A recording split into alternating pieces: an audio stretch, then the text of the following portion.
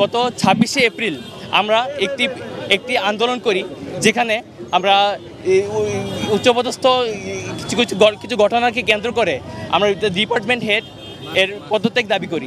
যদি তা না হয় তাহলে আর উচ্চপদস্থ কর্মকর্তা অর্থাৎ ভিসির পদত্যাগ দাবি করি, কারণ ভিসির বিরুদ্ধে ভিসির অবৈধতা নিয়ে আমাদের যথেষ্ট প্রমাণ আমাদের কাছে আছে। আমরা বারবার বিভিন্ন সরকারি যেমন ইউজিসি এবং শিক্ষা মন্ত্রণালয়ের মতো বিভিন্ন সরকারি প্রশাসনের কাছে বারবার গিয়েছি যে স্যার আমাদের এসব সমস্যাগুলো সমাধান অযৌক্তিক কারণে বহিষ্কার যে করা হয় তার সমাধান করুন, আপনারা কথা বলুন, বিশ্ববিদ্যালয় প্রশাসনের কথা বলুন। কিন্তু গত 2 মাসেও কোনো ধরনের সমাধান আমরা সরকারের কাছ থেকে 7বার ইউজিসিতে এবং 2বার মন্ত্রণালয়ে গিয়েছি, কিন্তু আমরা কোনো ধরনের সুষ্ঠু সমাধান পাইনি।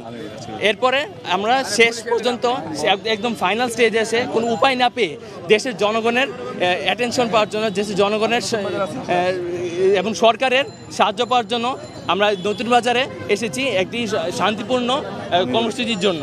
অনির্দিষ্টকালের জন্য আমরা নতুন বাজার ব্লকের আয়োজন করছি এবং সারা বাংলাদেশ সহ সারা বাংলাদেশের প্রাইভেট ইউনিভার্সিটি সবাই রাস্তায় নেমে আসবে, সারা বাংলাদেশ যারা আছে, এবং এটা কর্মসূচি ঘোষণা করা হচ্ছে।